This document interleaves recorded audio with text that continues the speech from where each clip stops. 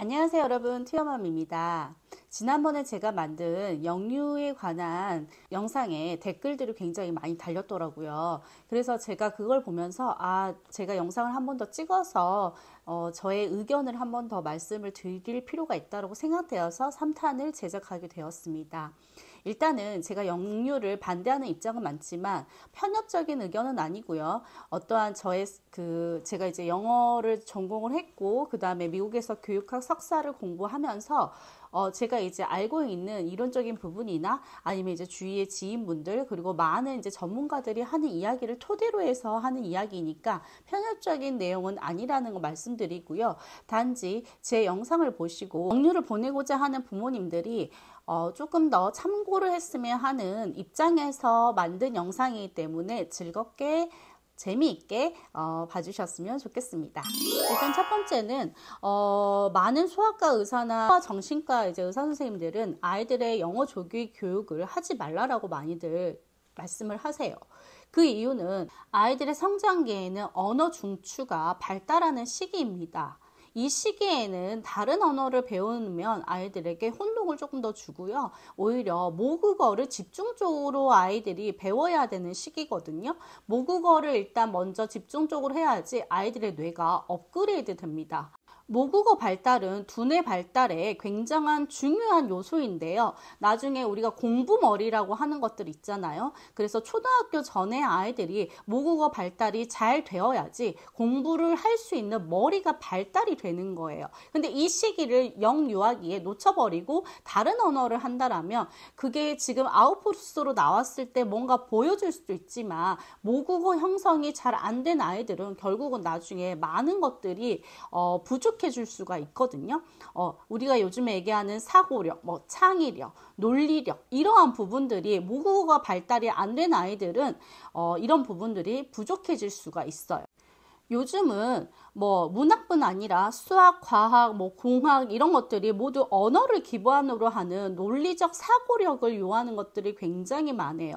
우리가 문해력 하는데 문해력을 떠나서 이 논리적인 사고라는 것은 아이들이 예를 들어서 어떤 문제를 하나 풀 때도 이걸 정확히 이해를 하고 풀어야 되는 문제들이 굉장히 많이 생겼다라는 거죠. 그래서 제가 예전에 무슨 첫 번째, 두 번째 이렇게 얘기했던 것 중에 약간 수능과 연결해서 이야기했다라면서 너무 수능과 접목해서 이야기하는 게 아닌가라고 이렇게 말씀하시는 분들이 있었는데 제가 말을 하고자 하는 것은 그 수능 영어를 얘기하는 게 아니라 이 수능 문제를 풀기까지 아이들이 자라면서 얼마나 모국어가 잘 발달되어야 되는지를 알려드리기 위한 하나의 예시였던 거예요.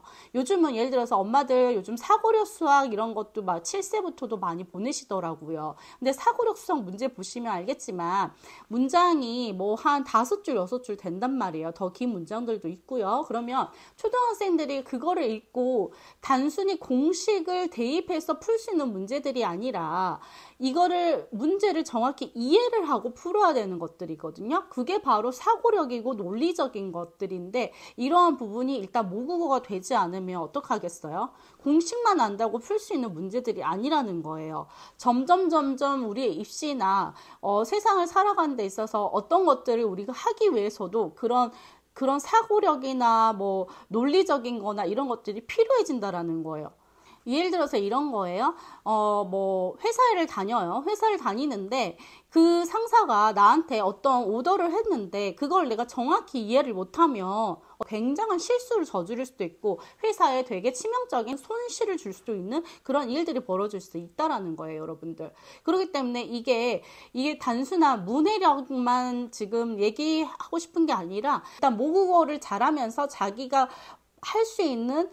잘할 수 있는 영역을 먼저 만드는 게 우선인 거지. 그 다음에 언어라는 것은 부가적인 거예요. 부수적인 거예요. 그냥 영어를 조금 더 잘하면 좋은 거죠. 일단 첫 번째는 내가 하고 있는 일을 잘하기 때문에 그런 기회도 생긴다라는 거예요. 하지만 영어만 잘한다고 그 기회가 오는 것도 아니고 영어를 잘한다고 뭔가가 나한테 특별한 베네핏이 있다라는 거는 아니라는 거예요. 그러면 뭐 미국 사람들은 다 성공하고 저기 필리핀 사람들도 영어 다 잘하는데 그러면 그 사람들도 다 성공할게요? 그건 아니잖아요, 여러분들. 그렇기 때문에 모국어라는 게 먼저 잘 발달이 돼서 내가 하고자 하는 일에 대해 뭔가 특출난 어떤 능력을 발휘를 해야 한 다음에 영어가 와야 되는 거지. 우리나라 사람들은 지금 완전 반대로 가고 있는 거예요.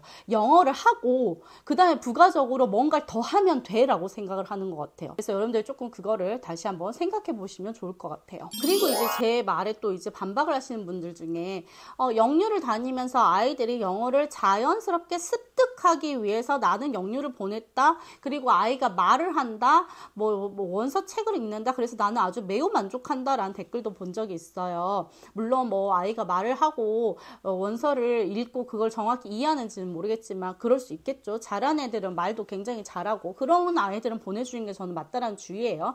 하지만 여러분들이 생각하고 있는 영유는 습득을 하는 곳이 아닙니다. 이곳은 학습을 하는 곳이에요, 여러분들. 영유는 학원이에요. 제가 1편에서 얘기했듯이 EFL과 ESL이라는 환경에 대해서 이야기했었어요. 모국어를 배우는 경우는 이게 바로 습득이고요. 외국어를 배우는 경우는 이게 학습이 되는 거예요. 근데 우리는 영유를 다니면 이게 영어로 이렇게 선생님하고 이야기를 하고 자연스럽게 하면서 뭔가 습득을 한다고 생각하는데 그건 정말 착각이세요. 학습이에요. 학원이에요, 여러분들. 200만 원짜리, 300만 원짜리 되게 비싼 학원을 다니고 있는 거예요. 자, 그러면 습득에 성공하기 위한 조건은 뭐가 있을까요? 자, 두 가지 정도 저는 이야기 드리고 싶어요. 첫 번째는 충분한 양의 노출이 되었냐라는 거예요. 이거 전문가들은 보통 한 1000시간 정도 이야기를 하고요. 그 다음에 두 번째는 이거를 실제로 사용할 수 있는 환경과 이게 상호작용을 할 수 있냐라는 게 중요한 거예요.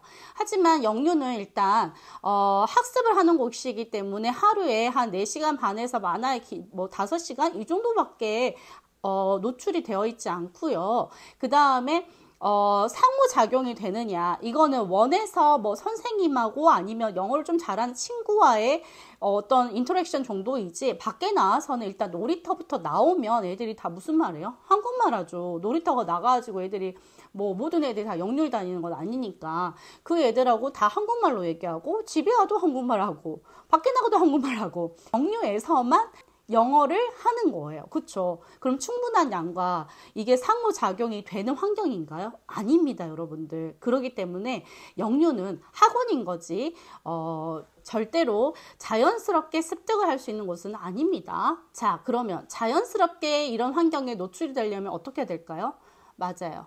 영어권에 있는 나라에 가서 살면 됩니다. 아니면 이민을 가시든지요. 아니면 뭐 외국인 사람을 집에 상주를 시켜서 애와 하루 종일 놀게 하든지 그 방법밖에 없어요, 여러분들. 아시겠죠? 영유는 습득하는 곳이 아니라 학습을 하는 학원이라는 거 다시 한번 강조드립니다.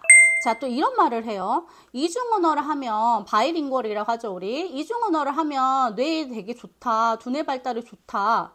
이렇게 얘기를 하시면서 나는 영유를 보낸다. 이런 걸 위해서 나는 애가 자연스럽게 두 가지 언어를 하기 위해서 나는 영유를 보낸다라고 하시는 분들이 있어요.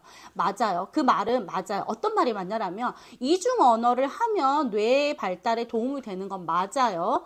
그런 애들이 조금 더 똑똑하고 그건 맞아요. 하지만 여러분들이 생각하고 있는 이중 언어라는 것은 전제 조건이 있어요. 자, 이거는 뭐냐면 바이링구얼이라는 것은 부모가 모국어를 가정에서 사용하는 언어를 배울 때의 상황을 얘기하는 거예요. 제가 얘기했던 EFL과 ESL의 환경을 얘기하는 거예요. 자, 그 차이를 얘기하는 거예요. 즉 다시 얘기해서 다른 언어를 사용하는 외국에 살 때 가능한 이야기라는 거예요. 예를 들어서 엄마 아빠는 한국말을 하는데 밖에 나가면 모든 게 다 영어야. 이러면 바이링구얼이 가능하다라는 거예요. 그런 전제 조건이 돼야지 이게 이중언어가 되는 거지. 그냥 영유를 다니면서 이중언어를 될 거라는 기대를 하는 것은 착각이라는 거예요. 아시겠죠, 여러분들? 밖에 나가면 모든 사람이 한국어를 말하는 환경이고 부모님도 집에서 한국말을 하고 있어요. 근데 원어민 선생님한테 그냥 영어를 배운다? 이거는 바이링구얼을 배운다고 하지 않는다라는 거예요. 알겠죠, 여러분들? 많은 사람들이 오해하는 게 이런 이중 언어가 가능한 환경에서 일찍 배우는 게 좋은 거지 지금 그냥 무조건 영어를 배운다라는 게 좋은 거는 아니라는 겁니다.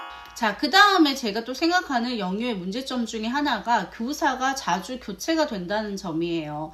그리고 학생들도 자주 이제 바뀌는 경우도 많고요. 물론 오래 다니는 친구들이 있을 수도 있겠지만 대부분 예를 들어서 부모님이 어떤 이제 내가 한 뭐 100에서 200만 원, 300만 원의 돈을 들어서 아이를 보냈으면 당연히 아웃풋이 나와야 된다는 기대치가 있잖아요. 근데 기대치에 못 미치면 여긴 내가 좀 생각하는 것보다 좀 아닌 것 같은데? 이렇게 생각하면서 중간에 아이를 뺍니다. 그리고 다른 또 영유를 가요. 보통 이게 나와서 일반 유치원을 가는 경우는 정말 아이가 적응 못하고 너무 힘들어하고 아이가 아프고 문제가 생기는 경우가 아닌 이상은 영유를 다녔던 부모님들은 또 다시 영유를 보내요.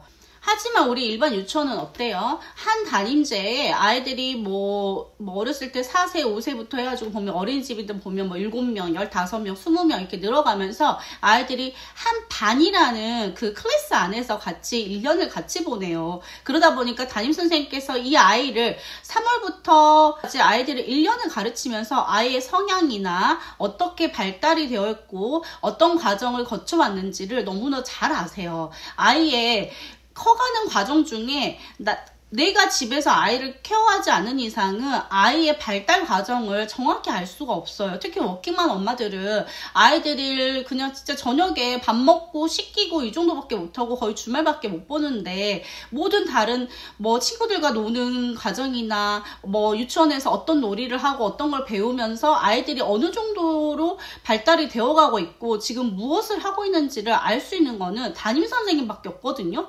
그런데 이거를 여러 선생님이 자꾸 바뀌는 거예요. 이 선생님한테 정 좀 들려고 하면 이 원원 선생님이 나 미국에 취업이 돼버렸어 어쩌지 하고 떠나버리는 거예요. 그리고 뭐 갑자기 뭐 비자 문제가 생겨. 어떡하지 나 가야 돼. 또 가버리는 거야. 아이들은 특히 어렸을 때 이렇게 애착의 관계가 굉장히 형성돼야 되고 내가 신뢰를 하고 따라야 할 무슨 어른이 있어야 되거든요. 그런 사람이 있어야 되는데 선생님이 자주 바뀌어. 아이들 정서에도 그렇게 좋지는 않거든요. 그 외국인 교사들의 레퍼런스를 정확히 알 수 없다라는 게 조금 문제점이기도 해요. 왜냐면 우리나라는 일단 어떤 기관에 들어가려면 선생님들은 특히 성범죄 조회를 정확히 해야 된단 말이에요. 신분증이 있기 때문에 정확히 결과가 나오고 그러는데 외국은 또 이게 소셜 넘버가 있고 우리나라는 다른 거기 때문에 그걸 또 조회하기가 굉장히 힘들어요. 그렇기 때문에 그거를 거르는 것도 굉장히 많고 그 다음에 또 이 선생님이 그 전에 뭐 맥도날드에서 일을 했는지 무슨 뭐 청소를 했는지 아니면 뭐 어디 뭐 식당에서 일을 했는지 우리가 알 수가 없어요. 정확히 그 커리어를 쓰지만 그거를 확인할 바는 없다라는 거죠. 레주메를 내요. 그냥 믿는 거지 그거를 일일이 확인하기는 굉장히 힘들다라는 거예요. 저 같은 성격이면 일일이 확인하겠지만 그거를 보통 원장님들이 정말 확인하는 분들이 몇이나 있을까 싶어요. 그리고 아까 전에 얘기했듯이 생각을 해보세요. 이 외국인이 그냥 미국인이 예를 들어서 그냥 미국인만 칠게요. 저 미국인 싫어하는 거 아니에요 여러분들. 근데 예를 들어서 미국인이 우리나라에 왔어요. 근데 자기 고국에서 돈을 잘 벌 수 있으면 여기 왜 오겠어요? 그게 아니니까 여기 와서 아이들 영어를 가르치는 일을 하는 거겠죠. 근데 예를 들어서 미국에서 좋은 직장을 다니고 그랬던 사람들이 여기에 올 이유는 없는 거잖아요. 자기 경력이 좋아. 근데 굳이 여기를 왜 와? 그러겠죠. 저는 그런 생각이 들거든요. 근데 여러분들은 그냥 그 선생님이 원어민이고 영어를 하고 그러기 때문에 그냥 믿고 영어를 잘 하겠지 당연히 미국 사람이니까. 그런데 영어를 잘한다. 이 사람이 뉴요커야. 또 막 엄마들이 그렇더라고. 뉴욕 선생님 만나기 정말 힘든데 우리 영유에는 선생님이 뉴요커래. 뉴욕 사람이래. 막 이런 거 있잖아요. 막 뉴욕이면 환장하고 막 이런 거 있잖아. 우리나라는. 막 강남 환장하듯이. 이런 거야. 근데 그 사람이 뉴욕에서 청소를 했는지 뭐를 했는지 뭐 노숙자였는지 우리가 알 게 뭐야. 증명할 바가 없잖아요. 그쵸? 그리고 뉴요커에서 뭐 뉴욕에서 좋은 일 했으면 굳이 우리나라 올 필요 없잖아. 그쵸? 그리고 그 사람들도 자기 가족들, 친구들 다 버리고 여기 와가지고 하는 이유가 있겠죠. 거기가 돈벌이가 안 되니까. 우리 냉정하게 생각해보자고, 현실적으로. 그리고 나 같아도 미국에서 돈 잘 벌 수 있으면 거기에 있지 왜 여기 오겠냐고요, 여러분들. 그 다음에 이제 예를 들어서 영유의 커리큘럼도 굉장히 잘 보고 들어가 되는데, 약간 이거는 유치원이 아니다 보니까 어떤 과정의 연계성이라는 게 굉장히 떨어진 곳들이 많아요. 그래서 문제가 있는 것들이 막 뉴스에 나오는 것들도 꽤 있었잖아요. 선생님들이 애들을 가르친 적이 없는 사람들이다 보니까 그냥 자기도 어떻게 가르쳐야되는지 몰라. 그러니까 그냥 애들한테 계속 뭐 문제 풀듯이 그냥 파니스 시키고 뭐 시키고, 그 사람들이 유아 전공자는 아니잖아요. 근데 우리 아이들은 4세, 5세, 6세 이 발달의 과정에 따라서 배워야 되는 게 있단 말이에요. 근데 아이들한테, 유아 전공자가 아닌 애들한테 여러분들이 아이를 맡기고 있다고 생각해봐요. 여러분들 그게 맞다고 생각하세요? 우리가 반대로 어린이집이나 유치원 보낼 때 이 선생님이 범죄자일까? 이 선생님이 아이들을 잘 케어할 수 있을까? 아이들을 잘 케어를 하는 방식은 알까? 이걸 의심한 적은 있으세요? 없잖아요. 왜냐, 우리나라는 그거가 증명된 사람들이 아이들을 가르치기 때문에 우리는 그걸 의심하지 않고 아이를 보내요. 왜? 그런 아이들을 가르치기 위한 전공자들이니까, 적어도 그 수업을 이수한 선생님들이기 때문에 저희는 그거를 의심하지 않고 아이들을 보내요. 그래서 아이들이 4세, 5세, 6세, 7세에 맞는 발달의 과정에 맞는 그걸 누리 과정을 해주는 거고요. 아이들이 무엇을 배우고 무엇을 해야 되고, 지금 이 시기에는 아이들한테 어떻게 말을 해줘야 되고, 어떻게 가르쳐줘야 되고, 어떻게 아이들이 친구들과 지내는 방법을 알려줘야 되는지를 해주는 게 바로 그 기관인데, 우리는 아이들을 영어만 하는 사람한테 아이들을 어떻게 가르쳐야 될지, 아이들한테 어떻게 대처를 해야 될지 모르는 선생님들한테 그 아이를, 우리의 소중한 아이를 맡기고 있는 거예요. 여러분 생각해보세요. 그냥 영어만 하는 사람인 거지 아이들을 전문적으로 가르칠 수 있는 사람들은 아니라는 거예요. 그래서 아이들이 상처받고 오는 경우도 굉장히 많아요. 영유를 다니는 아이들은 보면은 자존감이 굉장히 떨어지는 경우는 많아요. 반대로 엄마의 우월감은 높아 있어요. 아이러니하죠, 여러분들. 그러니까 영유를 다니는 애들이 보통 이제 이거는 학원이다 보니까 아이들이 그 안에서 조용히 하고 학습을 하고 공부를 하고 이래야 되는데, 뭐 좀 떠들면 선생님들이 와우 나가 막 이러고, 그 다음에 이제 막 잘 못하면 이제 막 테스트 같은 걸 또 많이 하니까 그런 데서 잘 하지 못하거나, 예를 들어서 뭐 프레젠테이션 같은 거 하는데 어떤 친구는, 제가 말했잖아요, 영유는 그 한두 명을 위한 곳이라고. 한두 명 너무 잘하는 애들이 너무 잘해. 그러면 박수 받고 선생님들도 great, good job 이러면서 엄청 잘해주는데, 자기가 했을 때는 그래 잘했어. 애들도 표정으로 다 알아요. 근데 선생님이 A라는 친구한테 할 때랑 나한테 할 때랑 표정이 달라. 와, 쟤는 진짜 잘하는 것 같아. 자기도, 애기들도 다 알잖아요. 쟤 진짜 잘한다. 근데 나는 그만큼 못해. 막 프레젠테이션 했는데 나는 암기도 못했고, 그 다음에 퍼포먼스도 못 냈고 막 이랬어. 그러면 애들이 어떻게 했어요? 아, 나는 못하는 애인가 보다. 난 잘하지 못하는구나. 그래서 선생님이 나한테 왜 나가와? 막 이러는구나. 이러면서 애들이 자존감이 낮아지는 거야. 하지만 엄마들은 어쩐다? 우월감이 높다. 뻥, 여기까지 들어가 있다. 누구를 위한 것인가? 엄마들을 위해서 영유를 보내는 건지, 아이들을 위해서 정말 내가 영유를 보내고 있는지 좀 생각해 보시길 바랍니다. 그 다음에 저도 요즘에 되게 여러 가지 이제 영상이나 뭐 책이나 이런 거 보면서 되게 놀랬던 것 중에 하나가, 오히려 언어 치료를 다니는 아이들이 굉장히 많고, 우리나라 말이 느려서 걱정하시는 부모님들이 훨씬 많더라고요.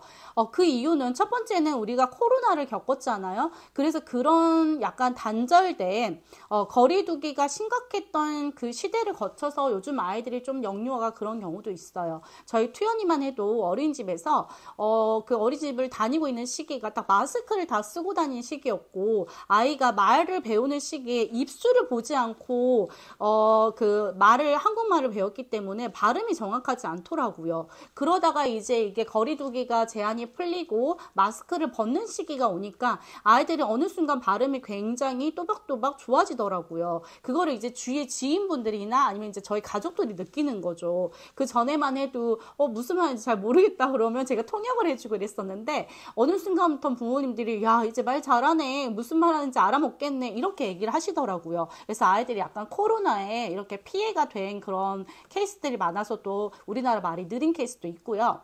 그리고 저는 우리말부터 잘 가르쳐야 된다고 생각하는 게, 일단은 우리나라 애들이 당연히 뭐 영유 다닌 애들도 우리나라 말 잘하는 애들 많죠. 물론 뭐 그 시간에 모국어를 더 배우고 모국어를 더 많이 듣고 이렇게 해야 되는 시간에 영어를 하루에 뭐 4시간, 5시간을 좀 더 영어를 듣고 있는 거는 모국어의 시간을 약간 빼앗는 건 맞지만, 그럼에도 불구하고 부모님들이 되게 책도 많이 읽어주고 노력을 많이 해서 그 한국말을 잘하는 애들이 많아요. 근데 또 이 모국어의 노출이 영어를 함으로써 빼앗긴 아이들의 단점이 또 한 가지가 뭐냐면 화용 언어라고 해서, 이 화용 언어를 이제 잘 구사하지 못하는 아이들이 많아요. 이 화용 언어라는 것은 뭐냐면 말 속에 그 숨어있는 뜻을 잘 이해를 하는 거예요. 그냥 글자 그대로 그런 게 아니라 이 말에 무슨 의미를 담고 있는지 그 의도 파악을 한다라는 거죠. 예를 들어서 하나 얘기를 해볼게요. 왜 그래? 라는 표현을 들었을 때 우리나라는 왜 그래가 2가지 의미를 할 수 있어요. 왜 그래? 왜 그렇게 된 거야? 라고 이유를 물어보는 게 있고, 왜 그래? 이렇게 하면은 너 진짜 왜 그러는 거니? 약간 혼을 낼 때, 아니면 진짜 어이가 없을 때, 이럴 때 쓰는 말이라는 거예요. 근데 이거를 갖다가 상황과 맥락에 맞도록 얘들이 쓸 줄을 알아야 되는데, 약간 이제 모국어가 부족한 아이들은 이 상황에 이런 어떻게 말을 써야 되고, 어떻게 말에 대해서 대처를 하고 대답을 해야 되는지를 잘 모르더라고요. 그래서 우리가 뭐 문해력 하는데, 이게 또 우리나라 말이 일단 되어야지, 아이들이 이런 이해까지가 돼야지 정말 모국어를 잘하고 있다, 말을 잘한다라고 얘기를 하는 거지, 그냥 말만 한다고 말을 잘하는 건 아닙니다. 여러분들 아시겠죠? 이 화용 언어라는 것은 되게 또 사회성과 연관이 있기 때문에 우리가 그 뜻을 제대로 파악을 하고 언어를 적절하게 사용하고 타인의 의도를 잘 파악하는 건, 이건 모든 건 다 사회성과 연관이 있잖아요. 그렇기 때문에 이 모국어가 일단은 저는 잘 해야 된다라고 다시 한번 말씀드리고 싶습니다. 긴 영상을 시청해 주셔서 감사합니다. 횡설수설 할 얘기가 너무 많았네요. 영유를 선택하시는 분들한테 한 번씩 묻고 싶어요. 영유를 보내는 궁극적인 이유가 무엇이세요? 영어 말하는 것을 잘하기 위해서? 아니면 영어 공부를 앞으로 잘했으면 좋겠어서? 근데 그 시기가 왜 유치원이라는 기간 허가도 안 나오는 비싼 돈을 내는 학원에 꼭 보내야 할까요? 무엇을 위해서요? 아이가 행복해 하나요? 그 돈으로 아이들과 여행을 더 자주 다니고, 아이가 좋아하는 음식, 가족들과 건강하게 먹고, 그런 게 더 행복한 건 아닐까요? 누구를 위해서 영유를 보내고 있는지 꼭 한 번씩 자기 자신에게 물어보는 시간이 되었으면 좋겠습니다. 돈 없으면 영유 못 보내고 돈 있으면 영유를 보낸다? 그렇게 말하는 게 맞다고 생각하시나요? 곧 이것에 관해서 사탄을 준비하고 있으니 기다려 주시고요. 많은 관심과 구독, 좋아요 부탁드립니다.